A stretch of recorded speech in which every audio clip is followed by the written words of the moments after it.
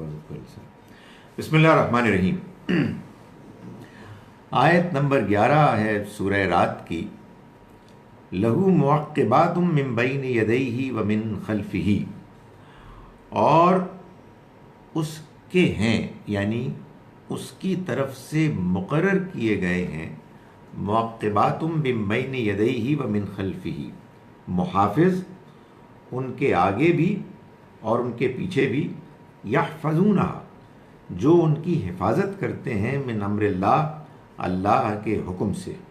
یعنی اللہ تعالیٰ نے اس دنیا میں انسانوں کو جو ایک رہنے کا جینے کا موقع دیا ہے، اس میں ہم تو یہ دیکھتے ہیں کہ لوگوں کے ساتھ حادثات ہوتے ہیں، لوگ مشکل میں ہوتے ہیں، بیمار ہوتے ہیں، لوگ مر بھی جاتے ہیں، لیکن ہم یہ نہیں دیکھتے کہ یہ جو واقعات ہم بعض اوقات اپنی زندگی میں نوٹ کرتے ہیں، ہم جو چیز نوٹس نہیں کرتے وہ یہ ہے کہ ہم بہت محفوظ بھی رہتے ہیں۔ یعنی جو ہمارے ہاں مثال کے طور پر سڑکوں پہ حادثات ہوتے ہیں، ان سے کئی گنا زیادہ وہ واقعات ہوتے ہیں کہ جو حادثات ہو سکتے تھے اور نہیں ہوتے۔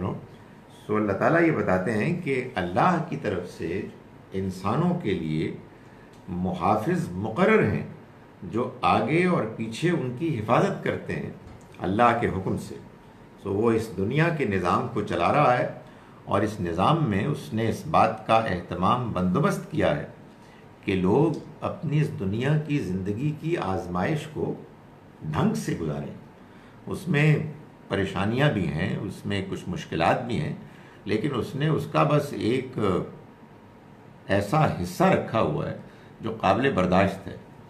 ہمیں بھی اللہ پر بھروسہ کرتے ہوئے یہ سمجھنا چاہیے کہ دنیا میں واقعات، حادثات، مشکلات آتی ہیں، لیکن اللہ نے اس زندگی میں اس کا اہتمام کیا ہے کہ وہ ہمارے معاملات میں اکثر و بیشتر ہماری حفاظت کرے، ہمیں اطمینان دلائے۔ اور حقیقت یہ ہے کہ ایسی صبح ایسی شامیں آتی ہیں کہ جس میں ہم پریشان اور بے چین ہوتے ہیں، لیکن حق یہ ہے کہ اکثر صبح اکثر شامیں ایسی ہوتی ہیں مطمئن ہوتے ہیں، لیکن اللہ کا شکر ادا نہیں کرتا۔ وہ اس کا اہتمام کرتا ہے کہ وہ آگے اور پیچھے، دائیں اور بائیں ہمارے لیے محافظ مقرر کیے ہوئے ہیں، تاکہ ہم اپنی اس زندگی کو، اس زندگی کی آزمائش کو جو ہمارے لیے مقدر ہے، ٹائم مقرر ہے، ہم اس کو نبھا سکیں۔ فرمایا ان اللہ لا یغیر ما بقوم حتی یغیروا ما بانفسہم، اللہ کسی قوم کو تبدیل نہیں کرتا، یعنی اس کے ساتھ اپنے تعلق کو، اپنے معاملے کو نہیں بدلتا، حتی یغیروا ما بانفسہم، جب تک کہ وہ خود سے اپنے آپ کو نہ بدلیں، یعنی وہ اپنے معاملات میں، اپنے طور طریقوں میں تبدیلی نہ لائیں۔ یعنی اللہ نے یہ قانون بیان کیا ہے کہ اس دنیا میں اس نے انسانوں کو، قوموں کو جب ان کے اپنے اچھے رویے کی وجہ سے عروج بخشا، تو یہ ان کا جو عروج ہے وہ اس وقت تک قائم رہتا ہے جب تک کہ وہ خود سے اپنے آپ کو زوال کے حقدار نہ بنا دیں۔ ان کے ہاں جب تک کہ وہ گراوٹ نہ آ جائے کہ جس گراوٹ کے آ جانے کے بعد اللہ کا یہ قانون ہے کہ وہ پھر یغیروا ما بانفسہم، ان کے اپنے اندر کی تبدیلی کے بعد وہ ان کو بدل دیتا ہے۔ یعنی جب کوئی قوم عروج پر ہو، اس کو ترقی، ریکگنیشن، لوگوں کے مقابلے میں ایک اونچا بالا تر مقام حاصل ہے، وہ نہیں گرے گی، وہ قوم نہیں گرے گی جب تک کہ وہ اپنے اندر وہ برائیاں نہ پیدا کر لے، اخلاق کی، علم کی، کہ جن برائیوں، کمزوریوں کے بعد وہ ڈیزرو نہیں کرے گی کہ وہ اس سطح پہ رہے۔ تو اللہ تعالیٰ نے فرمایا کہ یہ اللہ کا قانون ہے، اور یہ قانون وہ ہے کہ جو ہر جگہ کار فرما ہے۔ چنانچہ مثال کے طور پر جو مخاطب قوم ہے قریش کی، وہ اگر ابھی اللہ کے عذاب کی زد میں نہیں آ رہے تو اس کی وجہ یہ ہے کہ ظاہر ہے کہ عذاب کے آنے کا ایک قانون ہے، ایک دستور ہے۔ وہ دستور یہ ہے کہ جب تک کہ ان کے اندر خرابی وہاں تک نہیں پہنچ جائے گی، جہاں تک پہنچ جانے کے بعد اللہ کا وہ قانون لاگو ہو جاتا ہے، نافذ ہو جاتا ہے، اس وقت تک قوم قائم رہے گی۔ تو اس میں یہ تو نہیں ہو سکتا کہ اللہ تعالیٰ اچانک کسی قوم کے اندر کوئی ایک آدھ کوئی برائی کا واقعہ ہو اور اس کے بعد وہ اس کو تباہ کر دے، ایسا نہیں کرتا۔ فرمایا وَإِذَا أَرَادَ اللَّهُ بِقَوْمٍ سُوءًا، اور جب اللہ ارادہ کر لیتا ہے کسی قوم کے بارے میں اس کی برائی کا، یعنی اس کی سزا، اس کی تباہی، اس کے تنزل کا، فَلَا مَرَدَّ لَهُ، تو پھر اس کو کوئی ٹالنے والا نہیں بن سکتا۔ یعنی جب ایک مرتبہ قانون کے مطابق کوئی قوم اپنی تنزل گراوٹ میں اتنی گر جاتی ہے کہ اللہ کے ہاں جو ایک کم سے کم ایکسیپٹیبل معیار ہے اس سے نیچے گر جائے، تو پھر اس کی پکڑ آتی ہے اور اس پکڑ کو کوئی ٹال نہیں سکتا۔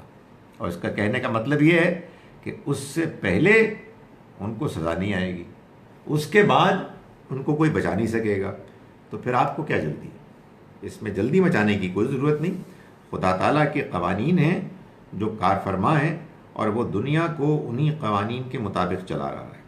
وَمَا لَهُم مِّن دُونِهِ مِّن وَالٍ، اور ان کا اللہ کے مقابلے میں پھر کوئی ولی، کوئی مددگار نہیں ہو سکے گا۔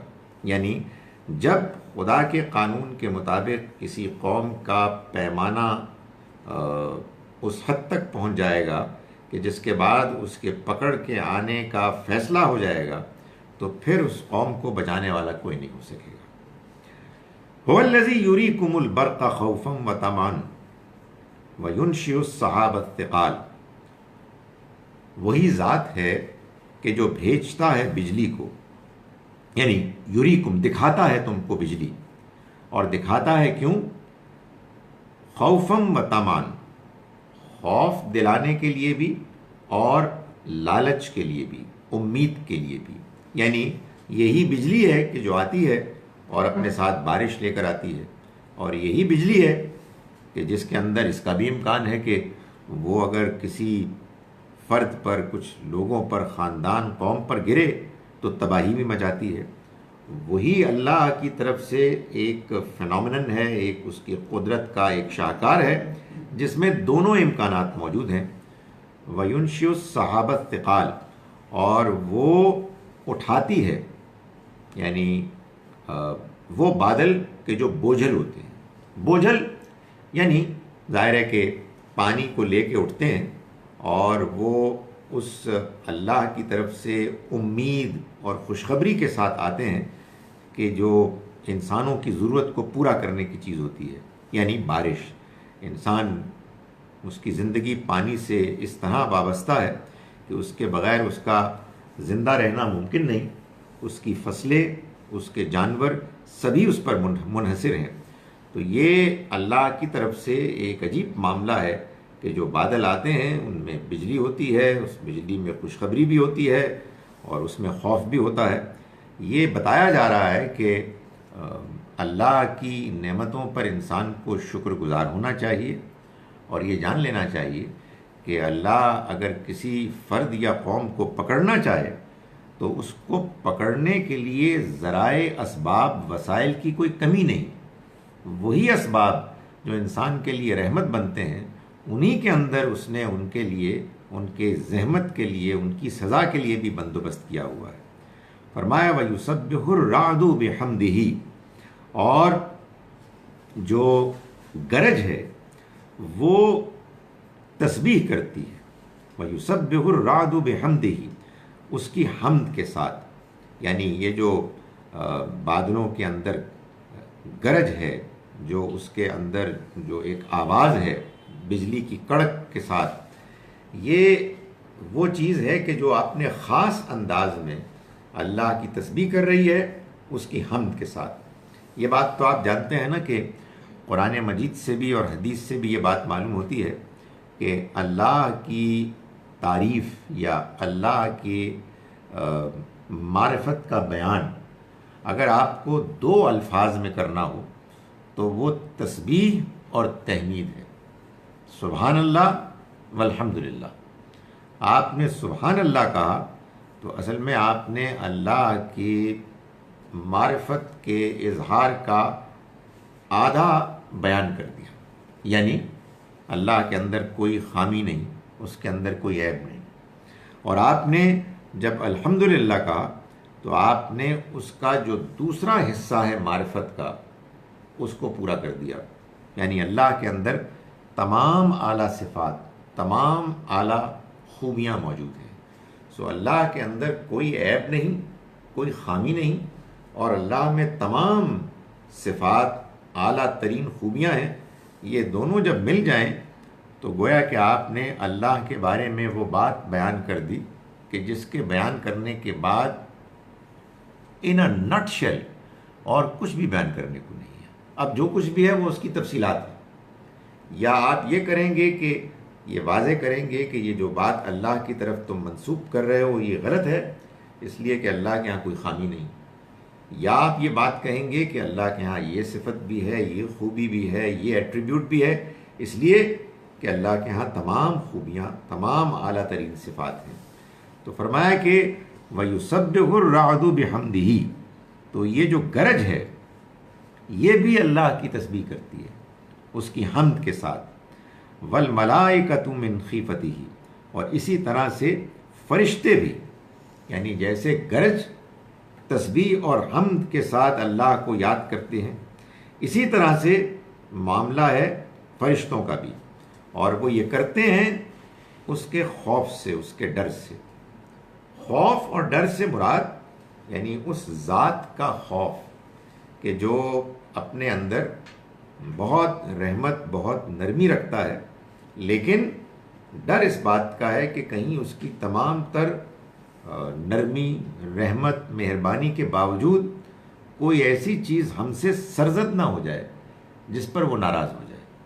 یعنی ایک تو آدمی کا خوف ہوتا ہے نا کسی خوفناک چیز سے، کہ جس کے زور، جس کے نتیجے میں، جس کے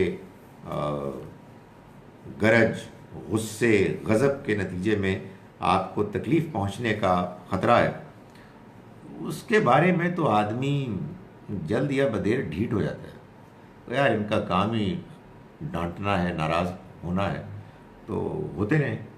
لیکن انسان کے اوپر جو اصل اثر ہوتا ہے خوف کا، وہ تو اصل میں اس کا ہوتا ہے کہ جو بالعموم بہت نرم، جس کی مہربانی، جس کا التفات، جس کی توجہ، جس کی محبت انسان صبح و شام محسوس کرتا ہے، لیکن اس کو یہ ڈر ہوتا ہے کہ کہیں وہ ناراض نہ ہو جائے۔ تو یہ فرشتوں کا اس کی تسبیح کے ساتھ اس کی حمد کرنا اور یہ سب کرنا اس کے خوف سے، اصل میں اس سے مراد یہ ہے۔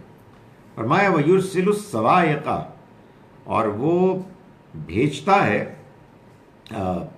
بجلیوں کو، فَيُصِيبُ بِهَا مَن يَشَاءُ، اور وہ پہنچاتا ہے، گرا دیتا ہے جن پر چاہتا ہے، وَهُمْ يُجَادِلُونَ فِي اللَّهِ، جبکہ وہ اللہ کے بارے میں جھگڑ رہے ہوتے ہیں۔ یعنی یہ بڑی عجیب بات ہے کہ دنیا میں ایسا تو ہم دیکھتے ہی ہیں کہ یہ جو بجلی ہے یہ بعض اوقات بعض جگہوں پر ایسے گرتی ہے کہ لوگوں کا نقصان ہوتا ہے۔ یہی بجلی ہے جس کے ساتھ ظاہر ہے کہ روشنی بھی آتی ہے، اس کے ساتھ بارش بھی ہوتی ہے، ہوائیں بھی ہوتی ہیں، لیکن اس کے اندر یہ پہلو بھی ہے کہ وہ جب آتی ہے اور گرتی ہے تو بعض اوقات بعض لوگوں کا نقصان کر کے بھی چلی جاتی ہے، بڑے حادثات ہو جاتے ہیں۔ فرمایا کہ اللہ کی اختیار میں ہے، اس کی قدرت میں ہے کہ وہ ڈالے، پہنچائے جس پر وہ چاہتا ہے اس بجلی کو، وَهُمْ يُجَادِلُونَ فِي اللَّهِ، اور ایسا ہوتا ہے کہ وہ بجلی گرتی ہے لوگوں پر جبکہ وہ اللہ کے بارے میں جھگڑ رہے ہوتے ہیں، وَهُوَ شَدِيدُ الْمِحَالِ، اور وہ بڑی قدرت والا، بہت زور آور ہے۔ یعنی مطلب یہ ہے کہ یہ عجیب بات ہے کہ اس دنیا کی زندگی میں جو اللہ نے انسان کو اختیار دیا ہے، اس اختیار کو انسان اللہ کی نعمتوں کو پاتے ہوئے، اس کی نعمتوں کے نتیجے میں جو زندگی کے امکانات اس کے سامنے آتے ہیں ان کو حاصل کرتے ہوئے، ان سے فائدہ اٹھاتے ہوئے اللہ ہی کے بارے میں فضول باتیں کر رہا ہوتا ہے، یعنی شرک کر رہا ہوتا ہے، اللہ کے علاوہ اوروں کو پکار رہا ہوتا ہے، اللہ کی نعمتوں پر ناشکری کر رہا ہوتا ہے، اللہ کے فیصلوں پر اعتراض کر رہا ہوتا ہے، اللہ کے بارے میں عدم اعتماد کا اظہار کر رہا ہوتا ہے، یہ اس نے کیا کر دیا اینڈ سو آن۔ تو فرمایا کہ کتنی عجیب بات ہے، ایک جانب وہ نعمتوں سے انسان کو مستفید کر رہا ہے، فائدے پہنچا رہا ہے، اور دوسری جانب انسان ہے کہ وہ اس کے بارے میں جھگڑا کرتے ہیں اور عجیب و غریب قسم کی بحثیں کرتے ہیں۔ اور یہ بھی بڑی عجیب بات ہے کہ ایسے موقع پر بعض اوقات اس کی طرف سے کوئی بجلی آ کے لوگوں پر گرتی ہے اور یہ جان لو کہ وہ بہت طاقتور ہے، یعنی یہ محض ڈرا نہیں رہا، یہ تو اصل میں تمہارے مشاہدے کے کچھ واقعات کی طرف توجہ دلا رہا ہے کہ جب وہ چاہے اپنا فیصلہ سنا سکتا ہے، اور اس کے لیے اسے کوئی آسمان سے فوجیں بھیجنے کی ضرورت نہیں ہے۔ اسی دنیا میں تم دیکھتے ہو کہ بہت سے ایسے فطرت کے عوامل ہیں کہ جن کو وہ استعمال کر کے لوگوں کے لیے اپنے فیصلے کو پہنچانے کا بندوبست کر سکتا ہے۔ فرمایا لہو دعوت الحق، اسی کو دعا کے ذریعے سے پکارنا یہی حق ہے، یعنی یہ توحید کی جو دعوت قرآن نے بیان کی ہے، یہ گویا کہ اس کا ایک خلاصہ ہے کہ وہ پکارنا، وہ دعا کرنا کہ جو واقعتاً اس کو پہنچتی ہے، جو ایک انسان کو، سمجھدار انسان کو کرنی چاہیے، وہ اصل میں وہ دعا ہے، وہ پکار ہے جو اس کے لیے کی جائے، یعنی اس کے آگے اپنے ہاتھ انسان پھیلائے، اس کے آگے سجدہ ریز ہو کے اس سے دعا کرے، تو اسی کو پکارنا اصل میں صحیح پکارنا ہے۔ والذین یدعون من دونہ، رہے وہ لوگ کہ جو پکارتے ہیں اس کے علاوہ اوروں کو، لا یستجیبون لہم بشیء، وہ ان کی دعا کو کچھ بھی قبول نہیں کر سکتے، وہ ان کی دعاؤں پر کوئی جواب نہیں دے سکتے، کوئی ان کی ضرورت پوری نہیں کر سکتے۔ الا کباسط کفیہ الی الماء، سوائے اس شخص کی طرح کہ جو اپنے ہاتھوں کو، اپنے دونوں ہاتھوں کو اوپر اٹھائے ہوئے ہے پانی کی طرف، لیبلغ فاہ، تاکہ وہ پانی اس کے منہ تک پہنچے، وما ہوا ببالغ، لیکن وہ اس کے منہ تک نہیں پہنچ سکتا۔ یعنی آپ نے بارش ہو رہی ہے اور بارش کے پانی سے کوشش کی کہ آپ اپنے آپ کو سیراب کریں، پانی پلائیں، اور آپ ہاتھ اٹھا کے یوں کر رہے ہیں، لیکن ظاہر ہے کہ یہ طریقہ وہ طریقہ ہے کہ جس طریقے کو اختیار کرنے کے نتیجے میں باوجود اس کے کہ پانی موجود ہے، پانی آپ کے منہ میں نہیں پہنچے گا، اس لیے کہ پانی کو سنبھالنے کا، برتن میں ڈالنے کا، اس کو محفوظ کرنے کا ایک طریقہ ہے۔ اگر آپ نے وہ طریقہ اختیار نہیں کیا ہے تو پھر باوجود اس کے کہ آپ کو پیاس بھی لگی ہوئی ہے، باوجود اس کے کہ پانی بھی برس رہا ہے، لیکن آپ کا طریقہ، آپ کا انداز چونکہ غلط ہے، اس لیے آپ کو اس سے کوئی فائدہ نہیں پہنچے گا، وہ سب ضائع ہو جائے گا۔ یہی حال ہے ان دعاؤں کا کہ جو دعائیں اللہ کے علاوہ اوروں سے مانگی جائیں۔ ایسے ہی ہے کہ آدمی پکار بھی رہا ہے، اس کی ضرورت بھی ہے، وہ یہ جانتا بھی ہے کہ یہ اللہ ہی پورا کرنے والا ہے، لیکن اس کو اللہ پر بھروسہ نہیں ہے، وہ اللہ کو کے بارے میں یہ خوش گمانی نہیں رکھتا کہ اللہ اس کی دعائیں سنے گا، تو وہ کسی اور کو پکارتا ہے۔ تو فرمایا کہ وہ لوگ کہ جن کو یہ پکارتے ہیں اللہ کو چھوڑ کر، وہ ان کی پکار پر لبیک نہیں کہہ سکتے، ان کی دعاؤں کو نہیں سن سکتے، نہیں اس پہ ان کی ضرورت پوری کر سکتے کچھ بھی، سوائے اس شخص کے کہ جو پھیلائے ہوئے ہو اپنی ہتھیلیوں کو، اپنے ہاتھ کو پانی کی طرف، کہ وہ اس کو لے جائے پہنچا دے اپنے منہ تک، وما ہوا ببالغ، لیکن وہ نہیں پہنچا سکتا اس کو۔ فرمایا وما دعاء الکافرین الا فی ضلال، اور کافروں کی دعا تو کچھ بھی کام آنے والی نہیں ہو سکتی، یعنی وہ ایسی دعائیں ہیں کہ جس کے نتیجے میں ان کو کوئی فائدہ نہیں پہنچ سکتا۔ الا فی ضلال یعنی وہ بھٹکنے والی ہیں، وہ گمراہی میں مبتلا کرنے والی ہیں، ان کا کوئی فائدہ نہیں ہے کہ جو ان کو حاصل ہو سکے۔ یہ بات قرآن مجید نے بہت بیان کی ہے، اور اس مقصد کو واضح کرنے کے لیے کہ دعا صرف اللہ سے کی جائے گی، مگر کیا کہیے کہ لوگوں کا جب یہ فیصلہ ہو کہ نہیں، دعا بزرگوں سے بھی کی جا سکتی ہے، پیغمبروں سے بھی کی جا سکتی ہے، فرشتوں سے بھی کی جا سکتی ہے، تو اس کا کوئی علاج نہیں ہے۔ اس لیے کہ اصل میں اس کے بعد لوگ بات چیت کرتے ہیں اپنے جذبات سے، اپنی ٹریڈیشنز کی بنیاد پر۔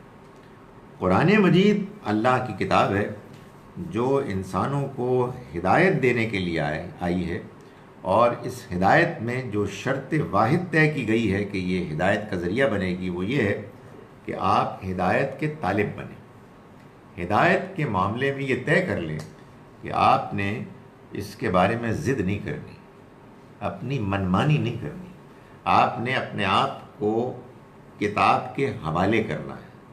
حوالے سے مراد یہ نہیں کہ آپ نے فوراً عمل کرنا ہے تو لوگ اس پہ بھاگ جاتے ہیں، وہ عمل کی باری آئی وہ بھی کر لیں گے انشاءاللہ، پہلے بات تو سمجھے نا اللہ تعالیٰ کیا کہہ رہے ہیں۔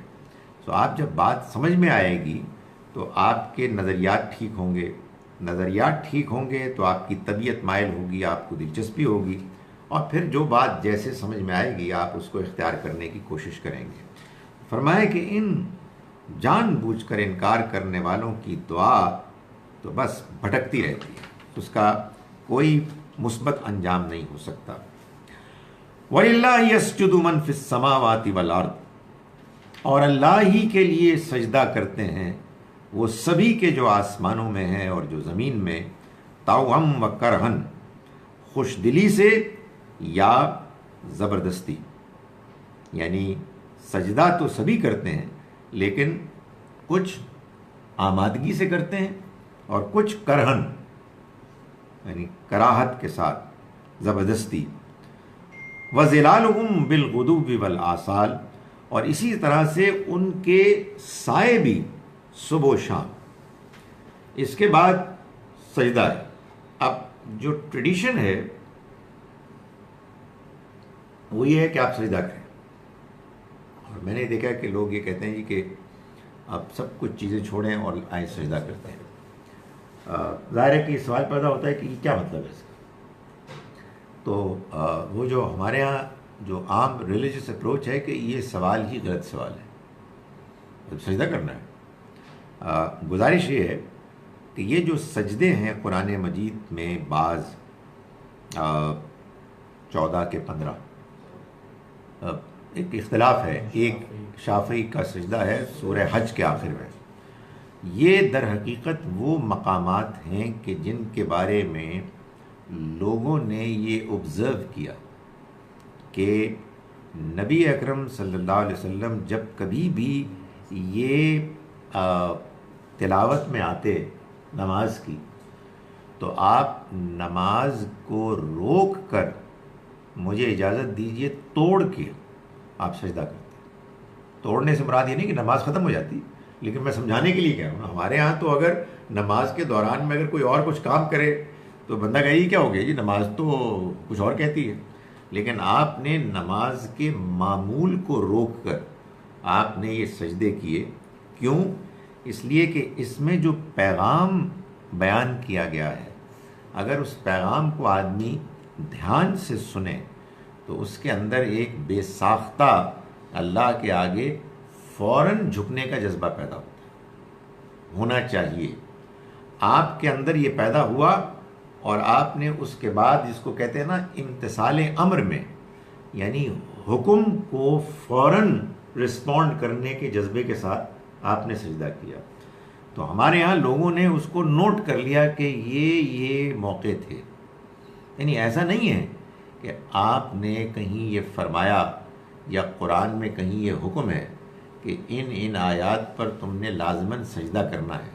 نہیں، بلکہ آپ کا جو عمل ہے اس سے لوگوں نے اس کو نوٹ کیا اور بیان کر دیا، اور بہت اچھی بات ہے.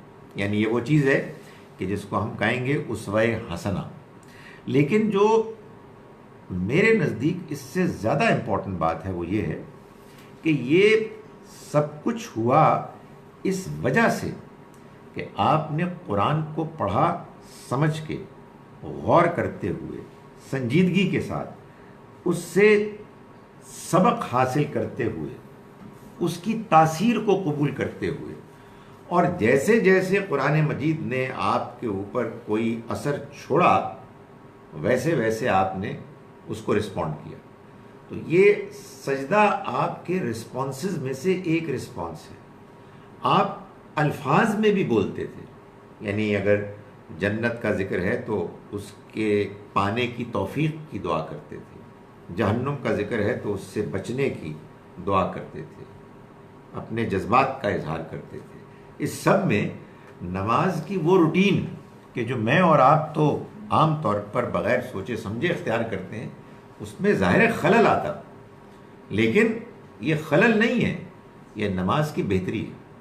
یہ نماز کو زیادہ اچھے طریقے سے پڑھنا ہے، خشوع اور خضوع کے ساتھ، اللہ کو ایسے یاد کرتے ہوئے جیسے کہ اس کے یاد کرنے کا حق ہے. تو انہی نماز کے اندر بہترین ان اعمال میں سے ایک عمل سجدہ بھی ہے. انہی اعمال میں سے مثال کے طور پر وہ بھی ہے کہ جو ایک حدیث میں بیان ہوا ہے کہ جس میں نبی اکرم صلی اللہ علیہ وسلم رکوع سے اٹھ رہے تھے اور آپ نے فرمایا کہ سمیع اللہ لمن حمدہ ربنا لک الحمد. کسی نے کہا حمدن کثیرن طیبن مبارکن فی. اب یہ کیا ہے؟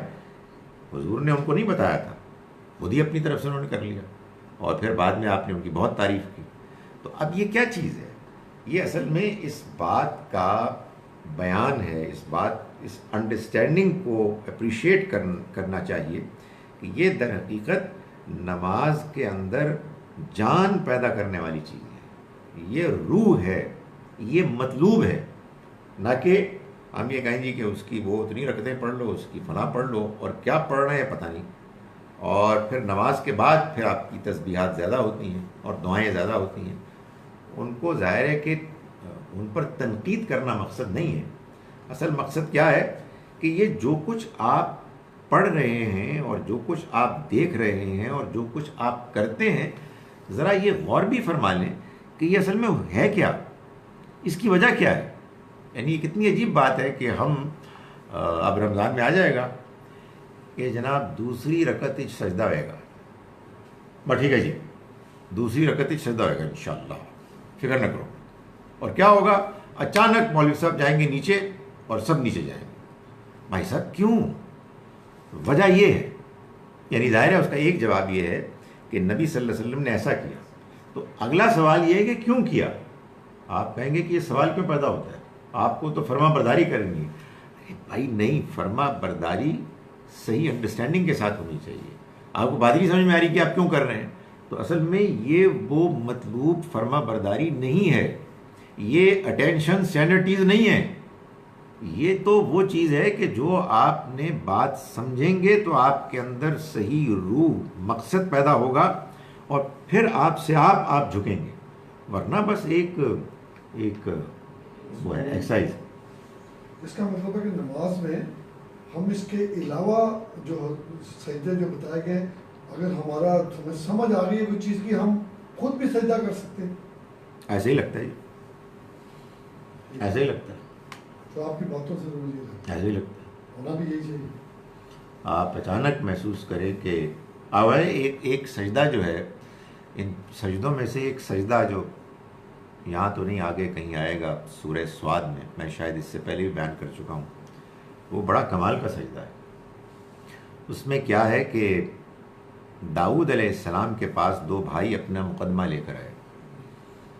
وہ 100 دمبیوں کا تھا.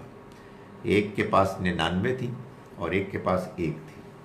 تو جس کے پاس 99 تھیں اس نے جو بھائی ایک دمبی والا تھا اس نے وہ بھی ہڑپ کر لی، اس سے زبردستی لے لی اور اس نے اپنے 99 کو 100 بنا لیا، سینچری کمپلیٹ کر لی۔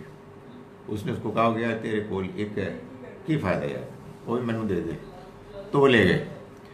تو وہ بیچارہ مقدمہ لے کے آیا، تو داؤد علیہ السلام نے جب اپنا فیصلہ سنایا تو فیصلہ سناتے ہوئے انہوں نے کہا کہ یہ بہت ہوتا ہے کہ لوگ جو زور آور ہوتے ہیں وہ ان کو کہ جو کم زور والے ہوتے ہیں زبردستی ان سے ان کی چیزیں چھینتے ہیں۔ اور پھر قرآن کہتا ہے کہ داؤد نے گمان کیا کہ اس کا رب اس کو آزما رہا ہے، یعنی کہیں ان کو خیال آیا کہ مجھ سے بھی اسی نوعیت کی کوئی غلطی ہوئی تھی۔ قرآن مجید نے نہ اس غلطی کو بیان کیا اور نہ اس غلطی کو بیان کرنا مقصود تھا، اور نہ وہ تھرڈ کلاس غلطی کے جو لوگ بیان کرتے ہیں بائبل سے گھٹیا، وہ داؤد علیہ السلام کے شان شان ہو سکتی تھی، تو لوگوں کا ذہن ادھر چلا جاتا ہے۔ حالانکہ حقیقت یہ ہے کہ آپ دیکھیں کہ کتنی شاندار بات ہے کہ انہوں نے اپنی اس تقریر کے دوران، یہ میں آپ کو بتا سکتا ہوں کہ مجھے تقریر کرنے کی بڑی ضرورت پیش آتی ہے، میری مجبوری ہے، اس کا کوئی میرے پاس علاج نہیں ہے، لیکن تقریر کے دوران یہ کئی مرتبہ سوال پیدا ہوتا ہے کہ بھائی صاحب یہ آپ کو پتہ ہے بول کیا رہے ہیں، آپ نے خود کبھی اس پر عمل کیا؟ تو داؤد علیہ السلام جب وہ تقریر کر رہے تھے تو انہیں محسوس ہوا کہ یار یہ تو میں جو بات کہہ رہا ہوں مجھ سے اس نوعیت کی غلطی ہوئی ہے، تو انہوں نے تقریر چھوڑی اور فوراً سجدے میں گئے۔ کیا بات ہے، فوراً سجدے میں اور رونے لگے۔ تو حضور نے بھی جب یہ پڑھا تو آپ بھی سجدے میں چلے۔ تو یہ ہے اصل میں اصل روح، اصل اسپرٹ، کہ آپ جب اللہ کا کلام پڑھ رہے ہیں تو اس کو پڑھتے ہوئے آپ کے اندر اس کلام کے معنی کو سمجھنے کے نتیجے میں جو کیفیت پیدا ہونی چاہیے اس کیفیت کا اظہار کریں۔ نماز کو ایک زندہ تعلق کا ایک ذریعہ بنائیں اللہ کے ساتھ، تو آپ کو یہ سب چیزیں سمجھ میں آ جائیں۔ تو ظاہر ہے کہ یہ سجدہ بھی انہی میں سے ایک ہے کہ جب اس کو پڑھتے ہوئے محسوس ہوتا ہے کہ آسمانوں اور زمین میں جتنی مخلوقات ہیں وہ سب کی سب اس کے آگے سجدہ ریز ہوتی ہیں، یعنی وہ اللہ کے باندھے ہوئے قانون اور طریقے کے اتنے پابند ہیں کہ گویا کہ وہ جھکے ہوئے ہیں، اور اس میں جو سائے ہیں وہ بھی صبح و شام ایسا لگتا ہے اگر آپ ان کو دیکھیں تو کبھی ایک جانب اور کبھی دوسری جانب گویا کہ جھک رہے ہیں۔ فرمایا قل من رب السماوات والارض، ان سے پوچھئے کہ کون ہے آسمانوں اور زمین کا رب؟ قل اللہ، آپ کہہ دیجئے کہ اللہ ہی ہے۔ یہ جو جواب اس طرح آتا ہے نا قل اللہ، یہ اصل میں اس لیے آتا ہے کہ یہ لوگ بھی یہی مانتے ہیں، یعنی ان کے اس مانے ہوئے نظریے کو بنیاد بنا کر یہ جواب دیا جا رہا ہے کہ اللہ ہی ہے کہ جس نے جو آسمانوں اور زمین کا رب ہے، مالک ہے۔ قل افاتخذتم من دونہ اولیاء، ان سے پوچھو کہ کیا پھر تم اس کے سوا اوروں کو بھی ولی بناتے ہو، کارساز بناتے ہو؟ لا یملکون لانفسہم نفعا، جو خود اپنی جانوں کے معاملے میں کوئی نفع کا اختیار نہیں رکھتے، فائدے کا اختیار نہیں رکھتے، ولا ضرا، اور نہ نقصان کا اختیار رکھتے ہیں۔ یعنی ایسوں سے مانگنے کا بھلا کیا تک ہے کہ جو خود نہ اپنا بھلا کر سکیں نہ اپنا نقصان کر سکیں، وہ کوئی اختیار ہی نہیں رکھتے۔ قل هل يستوي الاعمى والبصير، ان سے پوچھو کہ کیا اندھے اور بینا برابر ہو سکتے ہیں؟ ام هل تستوي الظلمات والنور، یا اندھیرے اور روشنی برابر ہو سکتے ہیں؟ ام جعلوا للہ شرکاء، یا پھر صورتحال ایسی ہے کہ انہوں نے اللہ کے ایسے شریک ٹھہرا لیے ہیں، خلقوا کا خلقہ، کہ جنہوں نے پیدا کیا اس کے پیدا کرنے کی طرح، فتشابہ الخلق علیہم، تو ان کے اوپر ان کی تخلیق کچھ اس کی وجہ سے گھپلا ہو گیا. ان دونوں تخلیقات کے نتیجے میں کچھ بات کنفیوز سی ہو گئی ہے، مشتبہ ہو گئی ہے علیہم ان پر. قل اللہ خالق کل شیء، ان سے کہہ دو کہ اللہ ہر چیز کا خالق ہے، بنانے والا ہے. وہو الواحد القہار، اور وہ واحد ہے، یونیک ہے، اور ہر چیز پر اس کا غلبہ ہے. یعنی ایک بات تو یہ کہی کہ یہ جو تم دنیا میں دیکھتے ہو کہ مختلف طرح کے انسان ہیں. ظاہری دنیا میں کوئی شخص اگر اندھا ہے اور کچھ دیکھنے والا ہے تو ظاہر ہے کہ دونوں کو ایک ہی حیثیت تو نہیں ملے گی نا. تو جو اللہ کی نگاہ میں اندھا ہے، یعنی جس کو اللہ نے نگاہیں دیں مگر اس نے اس کو دیکھنے کے لیے استعمال نہیں کیا، اور جو اللہ کی نگاہ میں بینا ہے، جس نے اللہ کی دی ہوئی نگاہ سے بصیرت حاصل کی، یہ دونوں کیا برابر ہو سکتے ہیں خدا کی نگاہ میں؟ کیسے ہو سکتے ہیں؟ اسی طرح سے اندھیرے اور روشنی کیسے برابر ہو سکتے ہیں؟ یعنی یہ کیسے ہو سکتا ہے کہ جب دنیا میں دونوں طرح کے افراد، دونوں طرح کے رویے نظر آتے ہیں، تو پھر اس دنیا کو اللہ تعالیٰ ایسے ہی چلنے دے اور اس کے بعد کوئی اور دنیا اس کا وہ بندوبست ارینجمنٹ نہ کرے. تو ان سے پوچھو کہ کیا یہ ایسے ہی ہے؟ کیا یہ برابر ہیں؟ فرمایا کہ اگر یہ نہیں ہے تو پھر کیا ام جعلوا للہ شرکا، کیا انہوں نے اللہ کے ساتھ کچھ ایسے شریک بنا لیے ہیں، خلقوا کا خلق ہی، جنہوں نے تخلیق کیے کچھ اور چیزیں جیسے اس نے تخلیق کی. فتشابہ الخلق علیہم، تو ان دونوں یعنی اللہ اور غیر اللہ کی تخلیق آپس میں ایک دوسرے کے ساتھ کچھ مشتبہ ہو گئی. کیا یہ وجہ ہے کہ یہ باتوں کو صحیح طرح سے نہیں سمجھ رہے؟ کیا یہ وجہ ہے کہ ان کو اللہ کے بتائے ہوئے پیغام کو سمجھنے میں مشکل پیش آ رہی ہے؟ قل اللہ خالق کل شیء، ان کو کہہ دو کہ اللہ ہی ہے کہ جو ہر چیز کا پیدا کرنے والا ہے. وہو الواحد القہار، اور وہ واحد ہے، وہ یونیک ہے، اور ہر چیز پر اس کا غلبہ ہے. یعنی یہ جو ان لوگوں نے اپنی مذہبی سوچ کو کنفیوزڈ کیا ہوا ہے، اس کی وجہ یہ ہے کہ وہ اپنی اس ٹریڈیشنل انڈرسٹینڈنگ سے باہر نکلنے کے لیے تیار نہیں ہیں. انہوں نے اپنے ہاں جو طور طریقے اختیار کیے ہوئے ہیں اس میں وہ اتنے الجھ گئے ہیں کہ نہ ان کو اللہ کی توحید اور نہ اس توحید کے نتیجے میں لازماً جو حقیقت سامنے آتی ہے آخرت کی، دونوں سمجھ میں نہیں آتی. وجہ کیا ہے؟ وجہ یہ ہے کہ وہ اپنے ان جھوٹے معبودوں کے جذبات میں اتنے الجھے ہوئے ہیں کہ جس کے بعد اب ان کو بات سمجھانا ممکن نہیں ہے. یہ حقیقت ہے کہ جب کبھی بھی لوگ اپنے پرانے خیالات میں پھنسے ہوئے ہوں گے تو آپ ایسا محسوس کریں گے کہ آپ لوگوں کو سے بات کر رہے ہیں لیکن وہ آپ کی بات نہیں سن رہے. ان کے ذہن وہیں پر الجھے ہوئے ہیں کہ جس میں انہوں نے اپنی ایک زندگی گزاری ہے، اس لیے کہ وہ اس اپنے ماضی کے رویے اور اعمال چھوڑنے کے لیے تیار نہیں ہو سکتے. یہ ہے ایک مرحلہ، یہ ہے ایک چیلنج کہ جو ہر انسان کو درپیش ہے کہ وہ اپنی زندگی میں ماضی میں جو کچھ سوچ چکا ہے اور جو کچھ کر چکا ہے اس کو مستقل ریویو کرتا رہے، کریٹیکلی دیکھتا رہے کہ کہیں اس میں کوئی غلطی، کوئی خامی تو نہیں رہ گئی. یہ ٹھیک ہے کہ بعض اوقات آدمی اپنے جذبات میں محسوس کرتا ہے کہ مشکل ہے، یہ ہوتا ہے بعض اوقات کہ اچھا بھلا آدمی تھوڑی دیر کے لیے ضد میں آ جاتا ہے، یار ہے نہیں میں چھڑنے، تو یہ ٹھیک ہے، مگر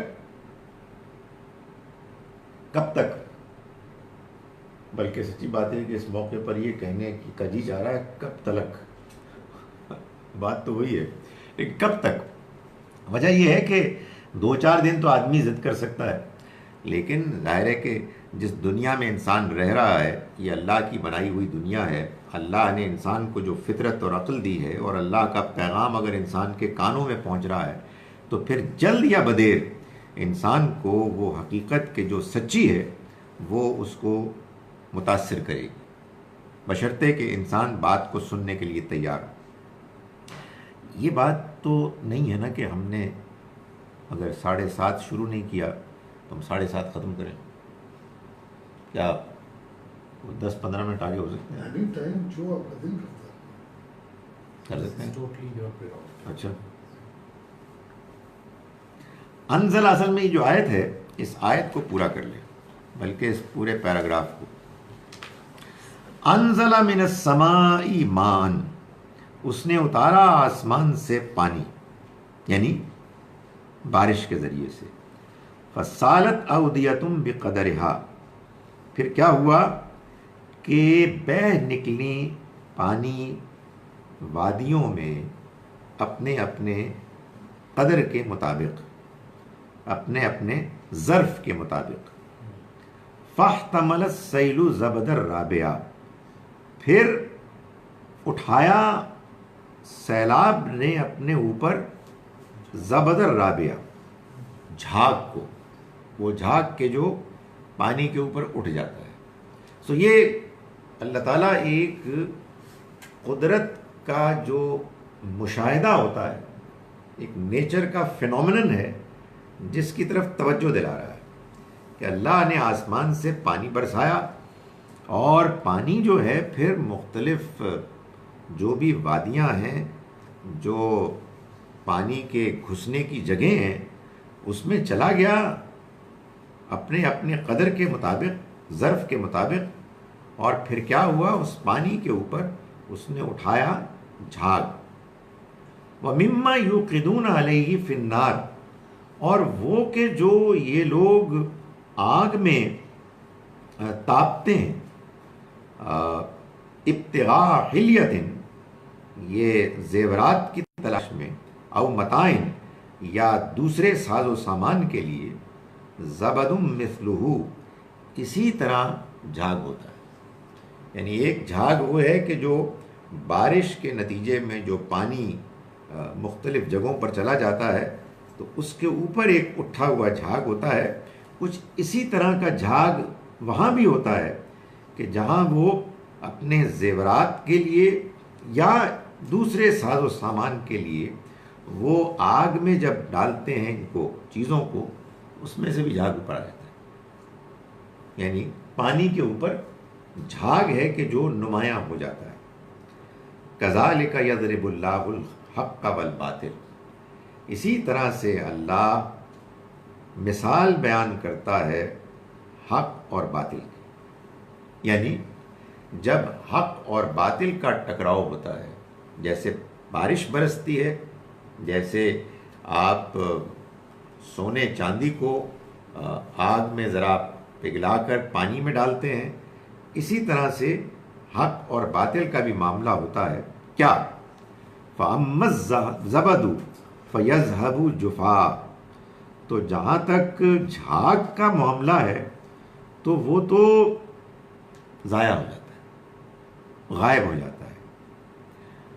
اور وَأَمَّا مَا يَنْفَعُ النَّاسَ، وہ کہ جو لوگوں کو فائدہ پہنچاتا ہے، فَيَمْكُثُ فِي الْأَرْضِ، تو وہ زمین میں ٹھہر جاتا ہے۔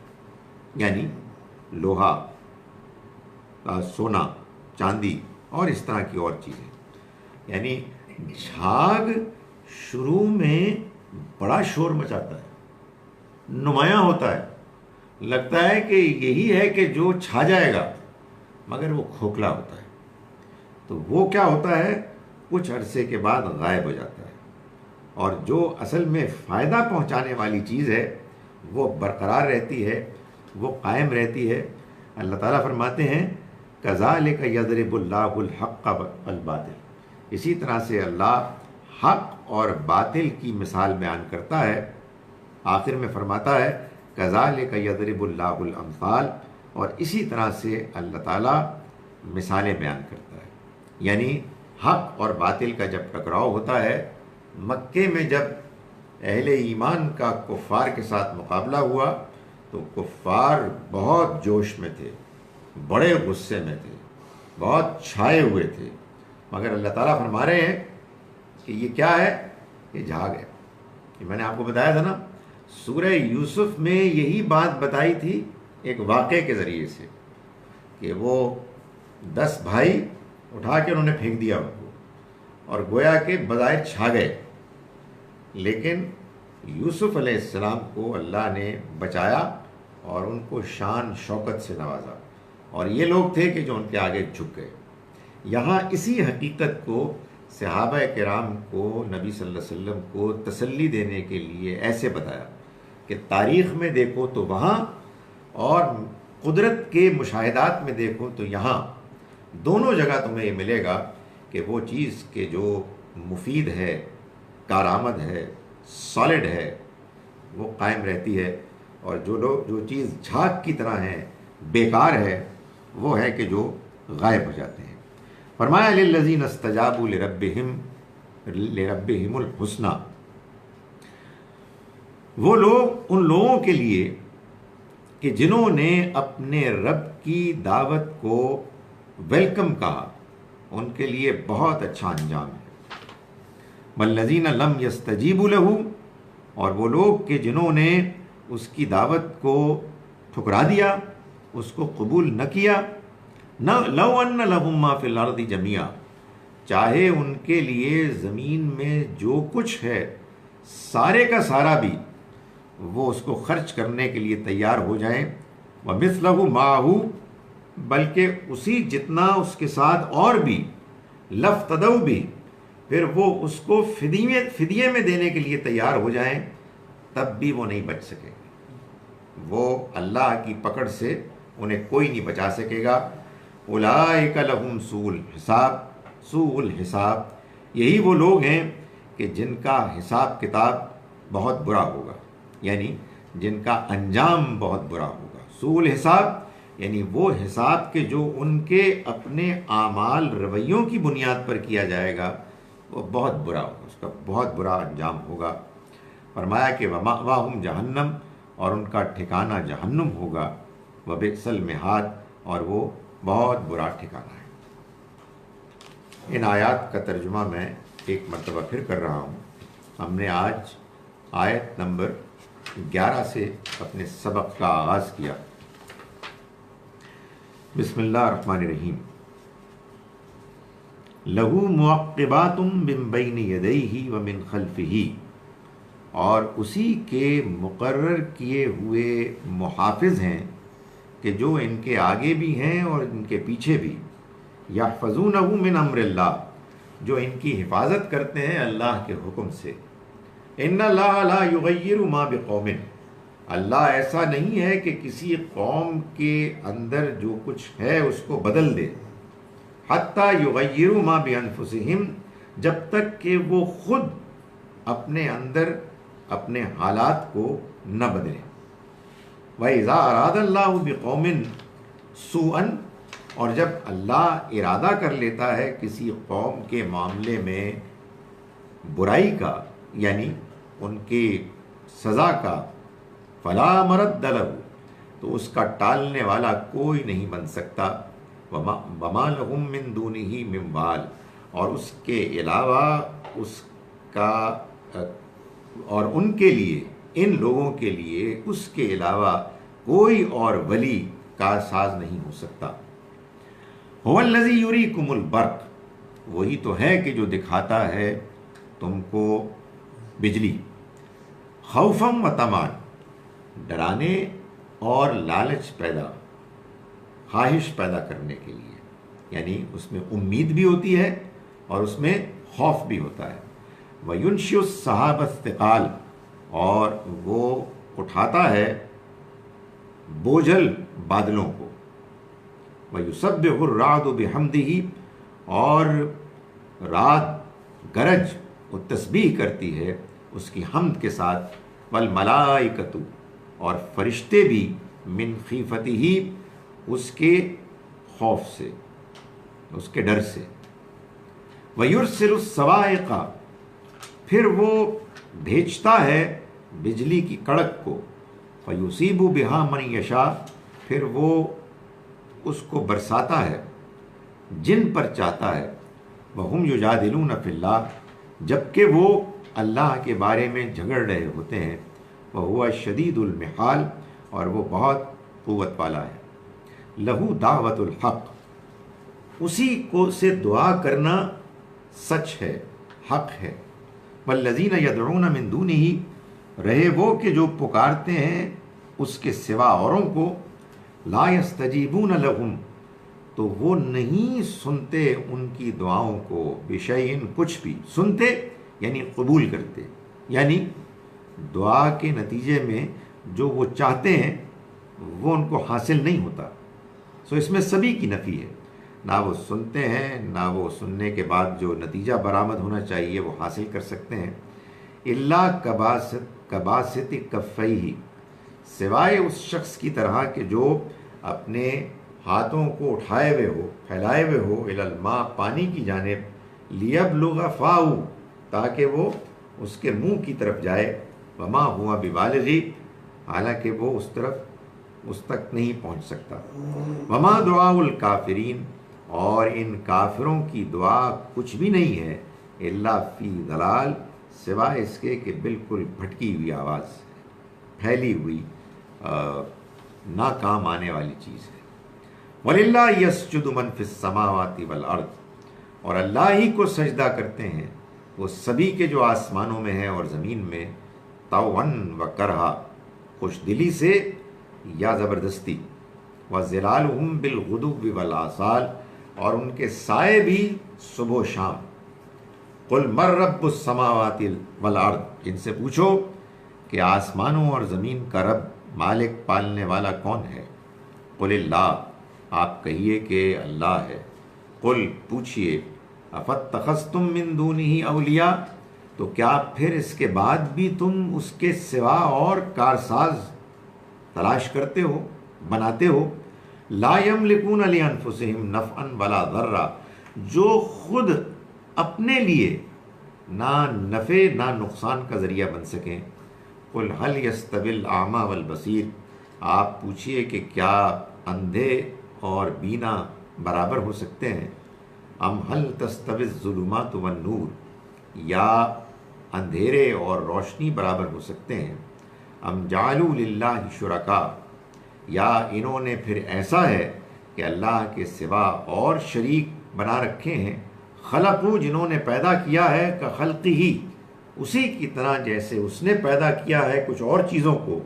فتشابہ الخلق علیہم، تو ان پر کچھ تخلیق کے معاملے میں کہ کس کی کون سی ہے کچھ گھپلا ہو گیا ہے، وہ اشتباہ میں پڑ گئے ہیں، قل اللہ خالق کل شیء، آپ کہیے کہ اللہ ہی ہے کہ جو ہر چیز کا بنانے والا ہے، وہو الواحد القہار، اور وہ واحد ہے، بالکل یونیک ہے اور ہر چیز پر غالب ہے، انزل من السماء ماء، اس نے اتارا آسمان سے پانی، فسالت اودیۃ بقدرہا، تو بہہ نکلی وادیاں پانی کے ساتھ اپنے اپنے ظرف کے مطابق، فاحتمل السیل زبد الرابیہ، پھر اٹھا لیا اس پانی کے سیلاب نے اپنے اوپر جھاگ کو ابھرے ہوئے، ومما یوقدون علیہ فی النار، اور اس میں سے بھی کہ جس کو کہ یہ لوگ آگ میں تاپتے ہیں، ابتغاء حلیۃ، زیورات کو حاصل کرنے کے لیے، او متاعن، یا کچھ اور ساز و سامان کو حاصل کرنے کے لیے، زبد مثلہ، اسی طرح کا جھاگ ہوتا ہے، کذالک یضرب اللہ الحق والباطل، اسی طرح سے اللہ مثال بیان کرتا ہے حق اور باطل کی، یعنی ان دونوں میں کشمکش کی، فَأَمَّا الزَّبَدُ، تو جہاں تک تو جھاگ کا تعلق ہے، فَيَذْهَبُ جُفَاءً، تو وہ تو غائب ہو جاتا ہے، زائل ہو جاتا ہے، وَأَمَّا مَا يَنْفَعُ النَّاسَ، اور رہا وہ کہ جو لوگوں کو فائدہ پہنچاتا ہے، فَيَمْكُثُ فِي الْأَرْضِ، تو وہ زمین میں ٹھہر جاتا ہے، كَذَلِكَ يَضْرِبُ اللَّهُ الْأَمْثَالَ، اسی طرح سے اللہ لوگوں کے لیے مثالیں بیان کرتا ہے، یعنی لوگوں کو سمجھانے کے لیے کہ وہ بات کو سمجھیں. للذین استجابوا لربہم الحسنی، وہ کہ جنہوں نے اپنے رب کی دعوت کو قبول کیا ان کے لیے بہترین نتیجہ ہے. والذین لم یستجیبوا لہ، رہے وہ کہ جنہوں نے اس کا انکار کیا، اس دعوت کو قبول نہ کیا. لو ان لہم ما فی الارض جمیعا، چاہے ان کے لیے وہ سب کچھ بھی میسر نہ ہو جائے کہ جو زمین میں ہے، ومثلہ معہ، اور اسی کی طرح مزید اس کے ساتھ، لافتدوا بہ، پھر وہ اس کو فدیے میں دے دیں تب بھی وہ بچ نہیں سکیں گے. اولئک لہم سوء الحساب، یہ وہ لوگ ہیں کہ جن کا حساب برا ہوگا.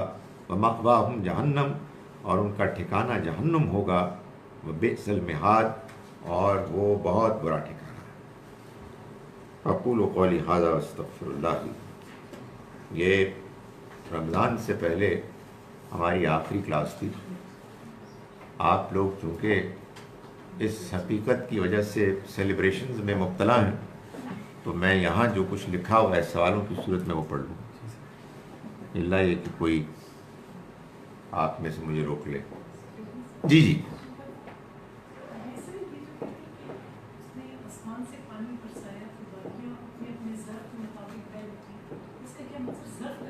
یعنی وہ ہے نا نالے ہیں، ندیاں ہیں، تو جس میں جتنی کیپیسٹی ہے اسی کے مطابق پانی جائے گا. جو آپ نے برتن رکھا ہے جتنا اس میں ظرف ہے اتنا ہی پانی آئے گا. تو یہ جو نالے ہیں، ندیاں ہیں، یہ اصل میں اپنے اپنے ظرف کے مطابق پانی لے جاتی ہیں، اور پھر اس پانی کے اوپر ایک جھاگ ہے کہ جو ابھرا ہوا نظر آتا ہے.